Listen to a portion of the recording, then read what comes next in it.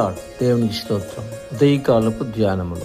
సామెతలు రాసిన గ్రంథం 22వ అధ్యాయం 4వ వాక్యం. సహోదరి సహోదరులారా, ఇక్కడ యెహోవా యందు భయభక్తులు కలిగి ఉండుట వినయమునకు ప్రతిఫలము, దీనివల్ల ఐశ్వర్యము, ఘనత, జీవం వచ్చునన్నాడు. చూడండి, నువ్వు కోరుకునే ఐశ్వర్యానికి, నువ్వు కోరుకునే ఘనతకి లింక్ ఏంటంటే వినయము.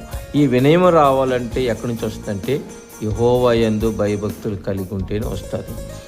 వినయం అనేది ఎంత అద్భుతంగా మన జీవితంలో మేలును తీసుకొస్తుంది. చూడండి, ఒకటి ఘనత తీసుకొస్తుంది, రెండోది నీ కోరుకునే ఐశ్వర్యాన్ని తీసుకొస్తుంది, ఇంకోటి పరలోకంలో నిత్యత్వంలో నిత్య జీవాన్ని తీసుకొస్తుంది. ఎంత గొప్ప దేవుడు అండి! మీరు దేవుని యందు భయభక్తులు కలిగి ఉండండి, వీటన్నిటిని సంపాదించుకొని దేవుని మహింపరచండి. దేవుడు మిమ్మల్ని దీవించును గాక, ఘనపరచును గాక, ఐశ్వర్యం ఇచ్చి ఆదరించి వర్ధిలింపచేయును గాక. ఆమేన్.